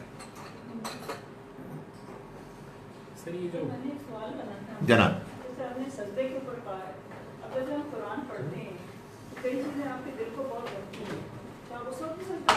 Absolutely absolutely. بات یہ ہے کہ یہ دو کانسیپٹس ہیں. ایک کانسیپٹ یہ ہے کہ آپ اصل میں ایگزیکٹلی وہی کام کریں کہ جو نبی صلی اللہ علیہ وسلم نے کیا، اور یہ جانے بغیر کہ آپ نے کیوں کیا. بعض لوگ کہیں گے کہ اصل میں یہ ہے سنت یا یہ ہے اسوہ حسنہ. اور دوسرا یہ کہ آپ یہ دیکھیں کہ جو آپ نے کیا وہ کیوں کیا، اس کی وجہ کیا ہے، روح کیا ہے، اور آپ کو وہ روح کار فرما ملے کہیں اور تو آپ اس کو بھی اختیار کر لیں. ویسے بائی دا وے میں تو یہ ہمیشہ ہی کہتا ہوں کہ جو کچھ ہم کو معلوم ہے اصل حقیقت اس سے کہیں زیادہ ہے. یعنی یہ لوگوں نے اتنی ایک بات جان لی، اس کے علاوہ آپ نے اور کیا کیا معاملات کیے. بھائی آپ یہ دیکھیے نا کہ حضور نے اپنے طور پر ذاتی حیثیت میں کیا کیا معاملات کیے. بعض تو ہمیں معلوم ہو گئے. مثال کے طور پر یہ آپ کی مہربانی تھی کہ آپ نے کسی کے سوال کے جواب میں بتا دیا کہ آپ ہر پیر کے روز منڈے کو روزہ کیوں رکھتے تھے. آپ نے بتا دیا میں پیدا ہوا تھا، نہ کوئی پوچھنا نہ آپ بتاتے. اسی طرح سے یہ بات بھی ہے کہ وہ جو ہمارے یہاں بحث ہوتی ہے کہ آپ کسی موقع پر 15ویں شعبان کو نکل گئے اکیلے تو چلے گئے، بس آپ نے کسی کو نہیں بتایا. تو اب اس طرح کے بہت سے معاملات آپ نے کیے. تو آپ نے اصل میں یہ اپنے کنڈکٹ سے یہ بتایا کہ ایک آدمی جو اللہ کے ساتھ تعلق رکھتا ہے اس کو اللہ کے ساتھ تعلق کے اس سارے تجربے میں جیسے جیسے کیفیات ہوتی ہیں، وارداتیں ہوتی ہیں، ویسے ویسے اس کو رسپونڈ کرنا چاہیے. کوئی رسپانس ایسا نہ ہو کہ جو ناشائستہ ہو، جس سے روکا گیا ہو، لیکن آدمی کر سکتا ہے، بالکل کر سکتا ہے. دین کی روح کے خلاف پھر بات یہی آ گئی کہ جو حقیقت ہے جی، یعنی پھر اس میں کوئی شرک کا پہلو، شرک نہ ہو، بےہودگی نہ ہو، خواہ کوئی چیخ و پکار بغیر وجہ کے ہلڑ بازی یہ نہ ہو، فطرت کے اگینسٹ اگر آپ کہتے ہیں. بالکل. سر جو ہم ایک اقبال کا ایک شعر جو بہت سنتے ہیں، خدا نے آج تک اس قوم کی حالت نہیں بدلی، نہ ہو خیال جس کو آپ اپنی حالت سے بدلنے کا. تو اس میں بھی وہ سورہ رات کی طرف اس کو وہ لوگ جب بیان کرتے ہیں اس کا، جس کو کہ بیان کرتے ہیں قرآن کا، تو عموماً یہ کوٹ کرتے ہیں. عام پر طور یہ بات تھوڑی سی اس سے ڈفرینٹ ہے جو اس میں بیان کی گئی ہے. یہ تو بلکہ ان کے شامت اعمال کی زیادہ بات ہو رہی ہے. یعنی ان کے ان اوصاف کی بات نہیں ہے. اقبال کے شعر میں زیادہ لگتا یہ ہے کہ اگر آپ اپنے اعمال کو ٹھیک کریں گے تو آپ ٹھیک ہو جائیں گے. آپ ٹھیک ہو جائیں گے.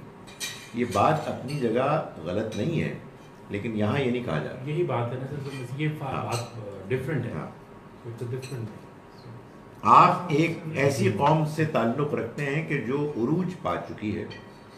اب یہ آپ کا عروج زوال پذیر ہوگا جب آپ اپنے آپ کو بگاڑ دیں گے. یہ معلوم ہوتا ہے. میں اس سوال کی طرف اللہ نے یہ بھی کہا کہ آپ نے بات کی کہ میں عذاب لاؤں گا، اس میں انہوں نے اللہ نے یہ نہیں کہا کہ کفار ہیں یا عیسائی ہیں یا مسلمان ہیں، انہوں نے کہا ان قوموں پہ ابھی آپ اس کا مطلب یہی ہے نا کہ مسلمان بھی شامل ہیں. دیکھیں بات یہ ہے کہ جب آپ کہتے ہیں نا مسلمان، تو اس سے مراد اب ہم لیتے ہیں وہ لوگ کہ جو اللہ کے آخری پیغمبر صلی اللہ علیہ وسلم کو مانتے ہیں اور قرآن مجید کو مانتے ہیں اللہ کی آخری کتاب کے طور پر. یہ جو مخلوق ہے جس کو مسلمان کہتے ہیں، وہ میں بھی ہوں، آپ بھی ہیں، ہم سب ہیں. اس کی عظیم اکثریت وہ ہے جس کو مسلمان ہونے کا شرف حاصل ہوا پیدائش کے واقعے کے نتیجے. وہ مسلمان ماں کے ہاں پیدا ہو گئے، مسلمان ہو گئے. یہ ان کا کمال ہے. خدا تعالیٰ کے نزدیک یہ کوئی کمال ہے ہی نہیں. یہ تو اصل میں نقطۂ آغاز ہے اس امتحان کا کہ جس میں آپ لازماً پڑھیں گے. جب آپ کہیں گے کہ آپ نے اس کو مان لیا، تو اس کے بعد ظاہر ہے کہ آپ کا یہ جو دعویٰ ہے یہ اس ٹیسٹ امتحان کے اس میں اترے گا میدان میں. یہ لوگ کہ جو اللہ کے پیغمبر کو ماننے کا دعویٰ کرتے ہیں، ان کو کوئی خصوصی رعایت حاصل ہے بشرطے کہ وہ اپنے آپ کو ٹھیک رکھیں. اور ہرگز نہیں ہے اگر انہوں نے اس پیغام کے مطابق اپنا رویہ اختیار نہیں کیا. تو اس لیے یہ بس وہ ہے ہمارے جیسے یہودیوں کی تھی وشفل تھنکنگ، ایسے ہمارے. اللہ نے کلیئر کٹ قومیں لکھا ہے، قوموں میں انہوں نے کسی کا ذکر نہیں ہے. مسلمان تو پہلے لکھے ابھی بھی ہیں، چاہے وہ. سر آپ نے اس میں ایک چیز مینشن کی تھی کہ جب پروفٹس خود پریزنٹ ہوتے ہیں جن وقتوں میں، اس میں اگر وہ اس طرح ہوتا ہے نا کہ کوئی انسان ہے کہ بھائی مجھے لگا ہے انہوں نے جو بات کی ہے وہ ٹھیک ہے، شعور کے لحاظ سے، سمجھ کے لحاظ سے مجھے لگتا ہے کہ کوئی ایسی ہستی ہے جو بہت، تو میں اس چیز کو مانتا ہوں. ان کا صرف یہ ایڈمٹ کرنا was enough for them to attain جنت. اس طرح ابھی پہلے آپ نے کہا نا کہ کسی پروفٹ کو مانے اور اس کے بعد اپنے آپ کو بھی ٹھیک کرے، تو ہمارے جیسوں پہ. دیکھیں بات یہ ہے کہ اس کا بڑا امکان ہے. جیسے بعض چند صحابہ کے بارے میں آتا ہے کہ انہوں نے نبی صلی اللہ علیہ وسلم پر ایمان لانے کا اقرار کیا اور ادھر جہاد کی دعوت آئی اور گئے اور شہید ہو گئے. تو ظاہر ہے کہ ان کے لیے ایمان لانے کے بعد کا امتحان بہت تھوڑا تھا.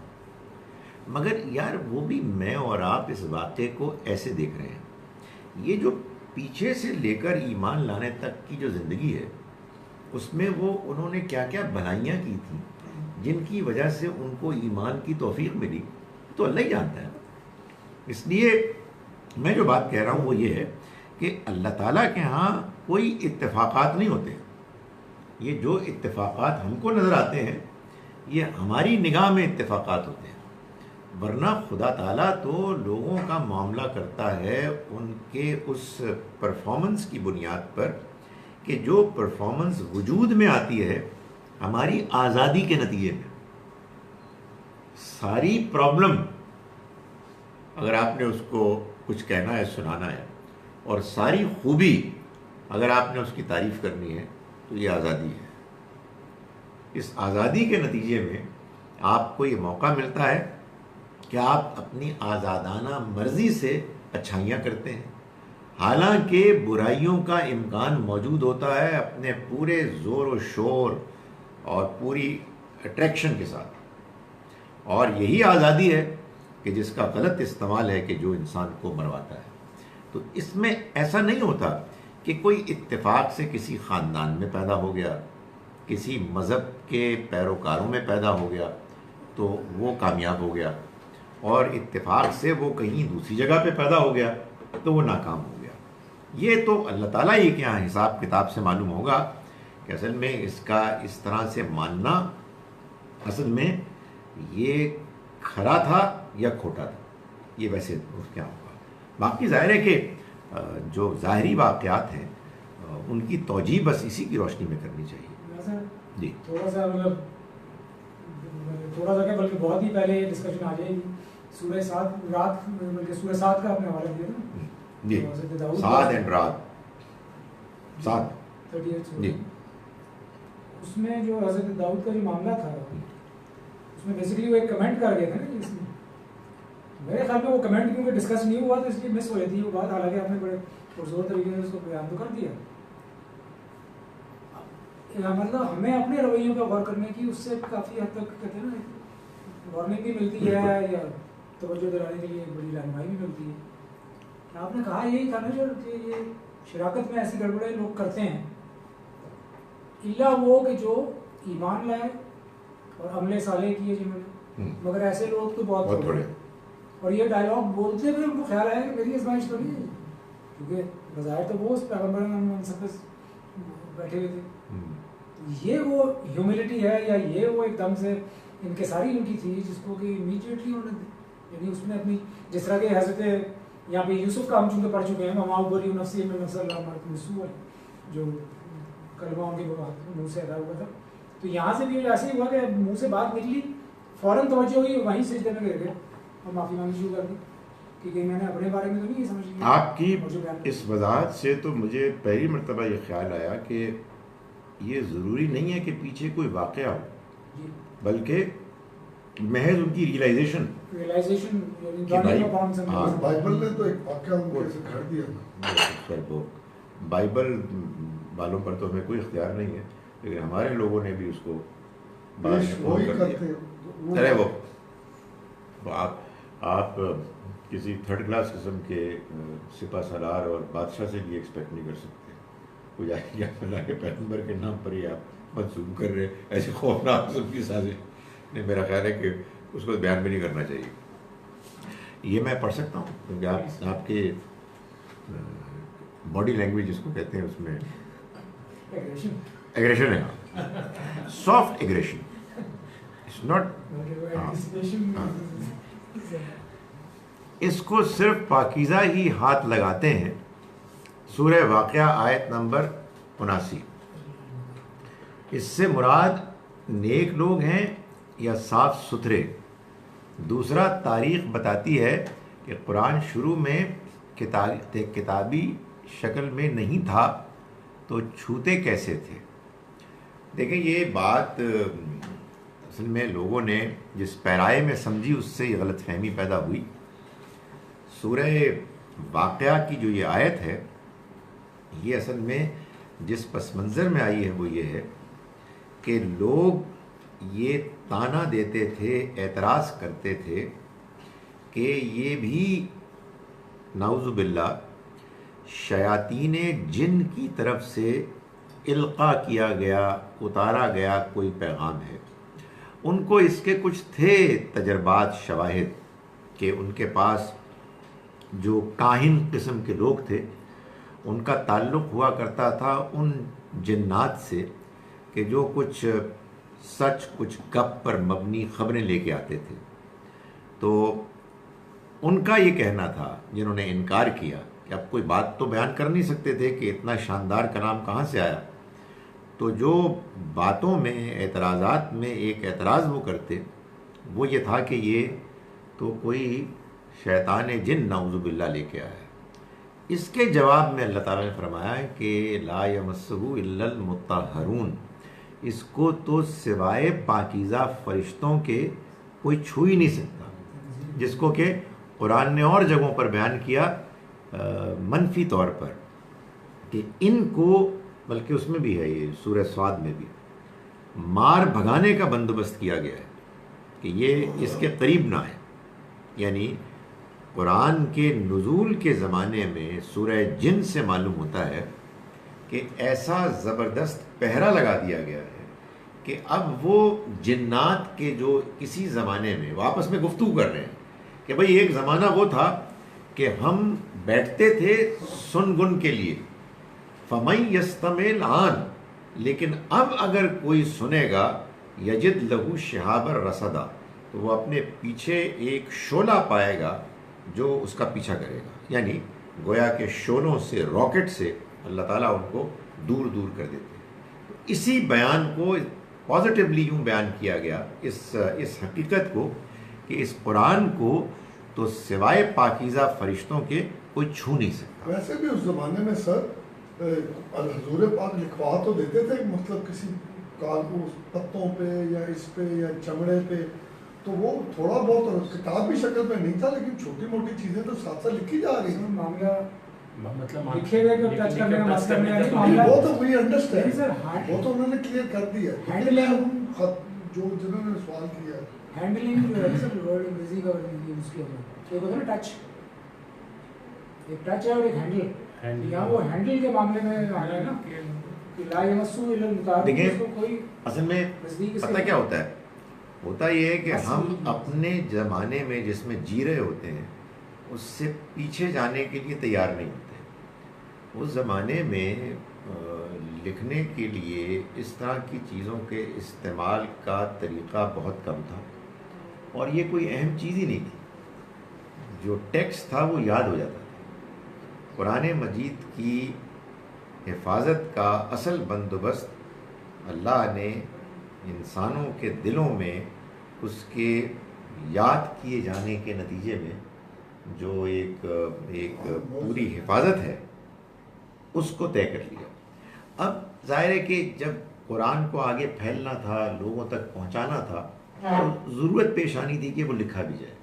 تو لکھنا اصل میں اس طرح سے بعض لوگوں کے لیے ہو گیا، ورنہ یہ تو میں اور آپ بھی جانتے ہیں قرآن یاد ہو جاتا ہے۔ جب یاد ہو جاتا ہے تو یاد ہونے میں آپ سبھی کچھ پھر محفوظ کر لیتے ہیں، اس کی ترتیب، اس کی زیر زبر، اس کا تلفظ، یہ سب کچھ۔ تو اگر کہیں کوئی چیز لکھی گئی تو وہ اہتمام مزید ہے، نہ کہ اصل چیز ہے۔ وہ ہم اصل میں یہاں سے دیکھتے ہیں نا کہ چیز لکھی ہوئی نہیں ہے تو پھر کدھر ہے یار؟ میرا مطلب بھی یہی ہے۔ ہاں، کیا ایسے کہا جا سکتا ہے کہ اللہ اپنے اس نیک بندے کے صدقے میری یہ دعا قبول فرمائے؟ اس کی ضرورت کیوں پیش آتی ہے؟ پہلے مجھے سمجھائیں، یعنی پہلے مجھے آپ یہ سمجھائیے کہ آپ یہ کہنے میں کیوں رکاوٹ محسوس کرتے ہیں کہ اے میرے رب، اے دعاؤں کو سننے والے، اے ہر چیز پر قدرت رکھنے والے، اے رحمان و رحیم رب، تو میری دعا سن لے۔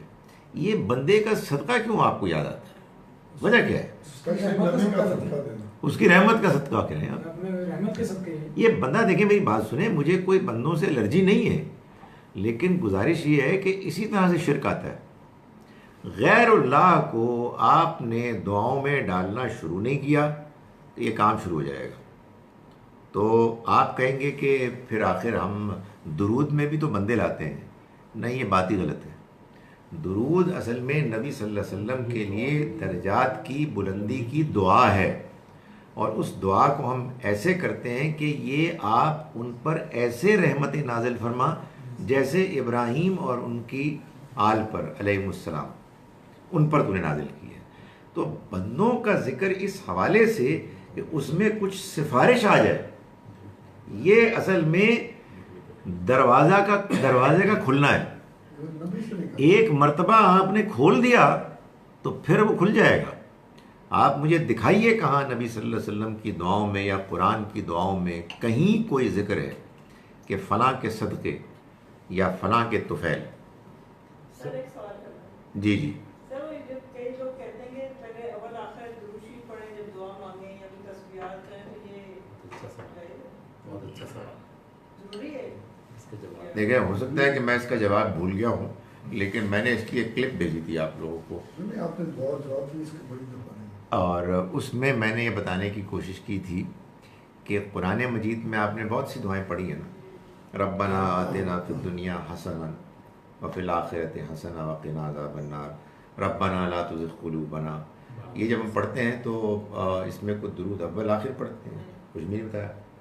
تو درود پڑھنا یہ خود ایک دعا ہے، نبی صلی اللہ علیہ وسلم کے لیے دعا ہے. آپ اگر اپنی دعا کے آغاز میں اور بعد میں پڑھتے ہیں اچھی بات ہے، آپ زیادہ سے زیادہ ہی کہہ سکتے ہیں. آپ کو یہ خیال ہے کہ کیوں کریں گے آپ ایسا؟ وہ کہتے ہیں سر کہ قبول ہوتی ہے اس لیے یہ بہت انکمپلیٹ بات ہے، یہ بہت انکمپلیٹ بات ہے اور یہ بہت خطرناک بات ہے. ہم اصل میں یہ اس لیے کرتے ہیں کہ نبی صلی اللہ علیہ وسلم نے ہم کو یہ دین پہنچایا جس دین میں یہ شاندار دعا بھی ہے. ہمارا جی چاہتا ہے کہ پہلے ہم ان کے لیے دعا کریں. یہ جو آپ نے بات بیان فرمائی ہے یہ اصل میں پھر سفارش ہے، یہ سفارش ہے اور پھر شرک کی طرف بھی جائے گی. یہ صرف جو ہے ایک قسم کا، میرے خیال میں آپ کی یہ بات سے بالکل میرے خیال میں پہلی دفعہ شاید اتنی کلیئر بات مجھے یہ بات سمجھ آئی ہے کہ اگر اس کی کوئی لاجک ہو سکتی ہے تو سوائے اس کے نہیں ہو سکتی کہ اس شخص جس کے ذریعے ہم تک یہ دین پہنچا، ہم پہلے ان کو ہم ان کے احسان مند ہیں بھائی، اور پھر ہم ان کے احسان مند ہیں. ایسا کہ آپ درود پڑھیں دعائیں پڑھیں گے. آپ یہ دیکھیں کہ انسان کا شرک پر مبنی ذہن کتنا فرٹائل ہے کہ اور کچھ نہیں تو درود ڈال دیا. کیا مطلب ہے؟ مطلب یہ سفارش ہوگی. اللہ یہ کہے گا کہ اس نے میرے پیغمبر پر درود بھیجا ہے تو ہن میں دی دعا ضرور قبول کرا، ورنہ دعا نہیں قبول ہوتی. ورنہ نہیں ہوگی. یہ کیا بات ہے؟ اسی طرح کا اسٹیٹس بنایا، عجیب بات ہے. یعنی آپ مجھے یہ بتائیں کہ اس قرآن کو ہم پڑھتے ہیں، اس میں کہیں کوئی اس طرح کی کوئی بات ہے؟ اور یہ اتنا عام ہے کہ سر آپ سوچ بھی نہیں سکتے. نہیں قرآن ہم نہیں پڑھتے نا. سر وہی بات ہے نا سر، یہ ہمارے گھروں میں ایون ان موحد گروہوں میں جو کہ ہم کہتے ہیں کہ جو توحید کو سمجھتے ہیں ان کے اندر بھی یہ چیز اتنی زیادہ رائج ہو چکی ہے کہ اس کو نکالنا سمجھانا اپنی ماؤں کو بھی سمجھانا میں بہت مشکل ہوتا ہے کہ یہ بات ایسے نہیں ہے، ایسے ہے. یہ بہت مشکل بات ہے، پر بہرحال ایک بات سمجھ آ جائے تو پھر بہت بڑی بات ہے. ادھر ایک اور سوال ہو گیا جی. سوالات آپ جس دن جس وقت حکم دیں گے نا کہ بہت ہو گئی ہے نماز پڑھو، میں پڑھنا شروع کر دوں گا. انہوں نے سوال کیا ہے، چونکہ ابھی تک مجھے نہیں کہا گیا تو میں پڑھ رہا ہوں. ایک سوال عرصہ دراز سے ذہن میں کھٹک رہا ہے. ہمارے ہاں حضرت محمد صلی اللہ علیہ وسلم کے ساتھ بہت عقیدت برتی جاتی ہے، ٹھیک ہے، ہونی بھی چاہیے، لیکن میں محسوس کرتی ہوں کہ ہم اکثر جگہوں پر حدود سے تجاوز کر جاتے ہیں. آپ صلی اللہ علیہ وسلم کو نبیوں کا سردار، امام الانبیاء کہا جاتا ہے، یہاں تک کہ اکثر لوگ آپ کو وجہ تخلیق کائنات بھی کہتے ہیں. جیسے مولانا ظفر علی خان کی مشہور نعت کا ایک شعر ہے، سب کچھ تمہارے واسطے پیدا کیا گیا، سب غایتوں کی غایت اولا تم ہی تو ہو. یہ میری سمجھ سے باہر ہے. قرآن میں اللہ تعالیٰ نے تو کوئی ڈسکرمنیشن نہیں کی. پھر یہ کہ اللہ نے تو انسان کو سیدھا راستہ دکھانے کے لیے پیغمبر اور رسول بھیجے. پھر یہ کس طرح ہو سکتا ہے کہ یہ سارا جھنجٹ اللہ نے ایک انسان کے لیے کیا ہو؟ اللہ مجھے معاف کرے اگر میں نے کوئی گستاخانہ بات کر دی تو پلیز میری رہنمائی فرمائیں، جزاک اللہ. دیکھیے آپ کے لیے ایک بڑی ایڈوانٹیج یہ ہے کہ ہمیں یہ معلوم ہی نہیں ہے کہ آپ کہاں ہیں. سو اللہ تعالیٰ آپ کو محفوظ رکھے. لیکن آپ نے بہت صحیح بات فرمائی. حقیقت یہ ہے کہ یہ جتنی بھی باتیں ہمارے ہاں مشہور ہیں ان کی کوئی اصل بنیاد نہیں ہے، اور یہ نبی صلی اللہ علیہ وسلم کے بتائے ہوئے دین اور اصولوں کے خلاف ہے. یہ اصل میں مبالغے پر مبنی تمام معاملات ہیں کہ جن کو کہ ہمیں قرآن کی روشنی میں پرکھنا چاہیے. قرآن نے تو جب یہ بیان کیا ہے نا کہ لوگوں نے انکار کیوں کیا، تو تب یہ بتایا کہ اس لیے انکار کیا کہ لوگوں نے پیغمبروں کے درمیان فرق کرنا شروع کر دیا اور ان میں ایک کو دوسرے پر فضیلت دینی شروع کر دی، جس کے بعد پھر لوگوں نے کہا کہ جب ہمارے پیغمبر سب سے افضل ہیں تو ہم دوسرے کے پیغمبر کی بات کو کیوں مانیں. Please put a schedule and time for the live class so we کی ناٹ مس اٹ. دیکھیں اب یہ تو رمضان کے بعد ہی ہو سکتا ہے، اس لیے کہ اب تو رمضان آ رہا ہے. باقی یہ ہے کہ میری کلاس ہوتی ہے یا ٹیوزڈے کو یا تھرسڈے کو 7:30 بجے. سر آپ لیکن اپنے فیس بک پیج پہ جو رمضان کا اسکیڈول ہے وہ میں ڈال دوں گا، رمضان والا میں ڈال دوں گا. I have one question regarding سجدہ. کیا یہ ضروری ہے کہ سجدہ اسی وقت کیا جائے؟ اصل میں تو مجھے آپ کی کلاس اٹینڈ کر کے سجدے کا کانسیپٹ سمجھ آیا ہے ڈیورنگ تلاوت. ہمیں تو بس یہی کانسیپٹ تھا کہ قرآن میں 14 سجدے ہیں اور وہ کرنے ہیں. ٹو بی ویری آنیسٹ میں نے آپ سے گزارش کی کہ جب کوئی سجدہ آئے آپ کا جی چاہے یا جو 14 سجدے ہیں ان کے علاوہ بھی جی چاہے تو آپ نماز کے دوران بھی سجدہ کر سکتے ہیں. سجدہ کریں اور دوبارہ اٹھ جائیں. اصل مقصد یہ ہے کہ آپ کے اندر ایک والہانہ جذبہ ہو اللہ کو یاد کرنے اور یاد کرتے ہوئے رسپونڈ کرنے کا. یہ شاندار عبادت کو اختیار کرنے کا طریقہ بتایا گیا ہے. Is it possible that because of the atrocities of many Muslims that our youth are not interested in religion? بالکل یہ پاسبل ہے. ہمارے ہاں جو لوگوں کا رویہ ہے وہ لوگوں کو دین سے دور کرتا ہے. It's not easy to be confident about truthfulness of Islam by the age of 14. Then why its ruling namaz and fasting become applicable and enforceable on someone at the age of 14? اب دیکھیں بات یہ ہے کہ ایک وہ چیز ہوتی ہے کہ جو والدین کو بتائی جاتی ہے کہ آپ نے اپنے بچوں کو یہ کہنا ہے. بچے جب شعور کی عمر کو پہنچ جاتے ہیں اور جو آپ نے عمر بتائی ہے وہ عمر وہ ہے کہ جس میں وہ اسٹرگل شروع ہو جاتی ہے. پھر والدین کو کوشش کرنی چاہیے کہ ان کو سمجھائیں تو صحیح مگر زبردستی نہ کریں. اس لیے کہ ایک عمر کے بعد زبردستی کرنا اصل میں بچوں کو باغی بنانا ہے. زبردستی تو نہیں کرنا چاہیے، سمجھانا چاہیے، ان کا مزاج دیکھنا چاہیے. مزاج سے مراد یہ کہ ان کا ٹیسٹ کیا ہے. بعض بچے بات سمجھتے ہیں، بعض بچے کسی موقع کو جب آپ تلاش کر کے بات کریں گے تب سمجھیں گے. تو یہ ویری کرتا ہے from person to person, child to child. 14 سال کی عمر یہ اصل میں ایک اندازہ لوگوں نے لگایا کہ یہ شعور کی عمر ہے. آدمی کے پاس اگر کوئی ایکسکیوز نہ ہو تو اس عمر میں اس کو خود سے نماز پڑھنی شروع کر دینی چاہیے، جو ہم جانتے ہیں کہ اکثر لوگ نہیں کرتے. لیکن بہرحال کچھ ایسے فرشتے بچے ہوتے ہیں جو کرتے ہیں اور کرتے چلے جاتے ہیں. سر ایک یہی چیز کہ اگر دل میں جیسے ایک کیفیت پیدا ہوتی ہے کہ اللہ کے آگے جھکنا ہے، آپ کبھی کبھار یہ کیفیت جو ہے تشہد کے بعد یعنی جب آپ نے سلام پھیرا ہے اس کے بعد کچھ ایسی کیفیت ہوتی ہے کہ جب حالانکہ آپ نے پورے سجدے بھی اس دوران کیے جو آپ کی رکعتیں تھیں، لیکن اس کے بعد اگر ایسا معاملہ ہو تو اس میں تو کوئی رکاوٹ ہے ہی نہیں.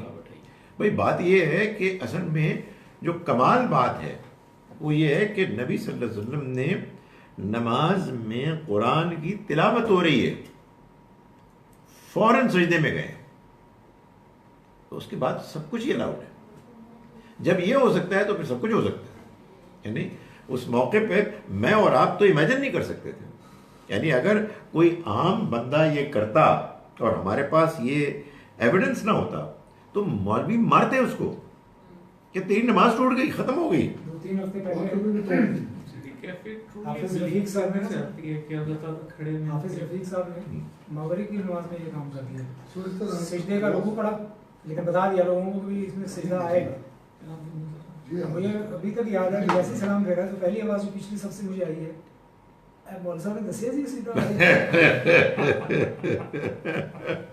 وہ آپ کی بات کو میں صرف سبسٹینشیٹ کرنا چاہتا ہوں. وہ پانی ایک دم بھیجنے لگا. درجات اور رحمتوں میں اضافے کی دعا کی ضرورت تو اس کو پڑتی ہے جس کو درجات اور رحمتوں کی کمی ہو.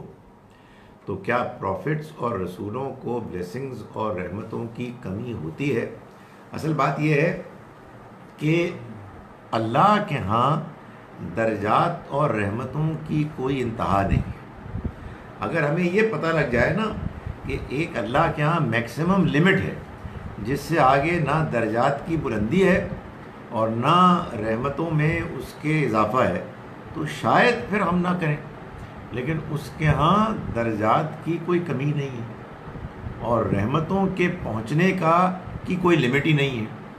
اور جو نبی اکرم صلی اللہ علیہ وسلم نے ہم پر احسان فرمایا ہے اپنے قربانیوں اور خلوص کے ذریعے سے ہم تک دین کو پہنچانے کے عمل کے ذریعے سے، اس کے بعد ان کا جو ہم پر حق عائد ہوتا ہے، تو پھر آپ مجھے بتائیں ہم کریں کیا؟ اور یعنی آپ کہے جی کہ ان کو تو سب کچھ مل گیا ہے، نہیں، جو سب کچھ مل گیا اس سے بھی آگے ملے، اس لیے کہ خدا تعالیٰ کے ہاں دینے میں کوئی انتہا نہیں، جو انتہا آپ سوچیں گے اس سے بھی آگے اس کے پاس ہے۔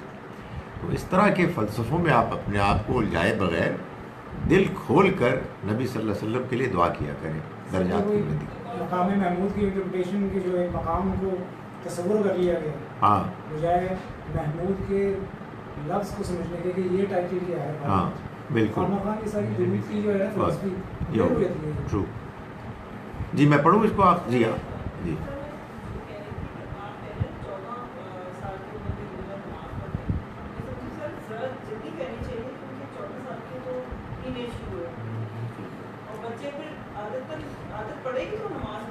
نہیں، وہ تو انہوں نے لکھا ہوا تھا، انہوں نے لکھا ہوا تھا، ورنہ تو اس سے پہلے ہی ہوتی ہے، اس میں کوئی شک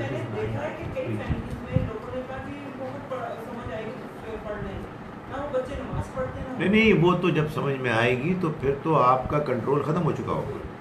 اس کے بعد میں تو اصل میں 14 کے بعد یہ کہہ رہا ہوں کہ پھر ذرا ہولا ہاتھ رکھیں، اس لیے کہ اس کے بعد آپ نے زیادہ زور لگایا تو کہیں ریئیکشن نہ پیدا ہو جائے۔ یہ تو پہلے آپ انفلوئنس کر سکتے ہیں، تو وہ ساری تنبیہات کے کنٹینیوٹ ویریبل سے لنکڈ ہے نا، یہ ہے کہ بچے کرتے ہوئے دیکھیں اور نہ کریں۔ ہاں یار، یہ بات بھی ہے۔ اصل چیز تو یہ ہے نا، ہم تو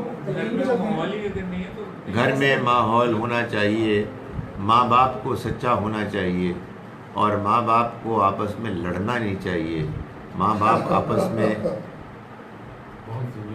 ہاں میں بتا رہا ہوں آپ، ماں باپ آپس میں ایک دوسرے کے ساتھ اگر انہوں نے لڑنا ہے، بھائی لڑنا میاں بیوی کا حق ہے، دروازے کے اندر جا کے لڑیں بغیر آواز نکالے، یا چھٹی لے کے کسی اور مقام پہ چلے گئے، اپنے بچوں کے سامنے نہ لڑیں، اس لیے کہ اس کا بہت برا ان کے اوپر اثر پڑتا ہے۔ نماز سے نوازیوں کے ساتھ، اور نماز سے نوازیوں کا یہ ہو گیا کہ وہ اگر آپ کو نماز پڑھتے دیکھتے ہیں تو نماز پڑھنا شروع کر دیتے ہیں، خود سجدے شروع کر دیتے ہیں۔ ہم نماز کا ذکر نہیں کر رہے، ہم لڑنے کا ذکر۔ اچھا، اب یہ بھی سوال پڑھیں۔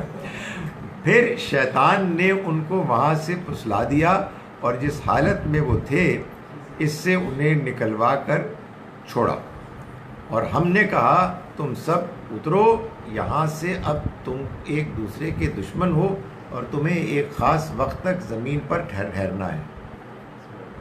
سوال، تم سب سے کیا مراد ہے؟ کیا آدم علیہ السلام کے ساتھ اور لوگ بھی تھے؟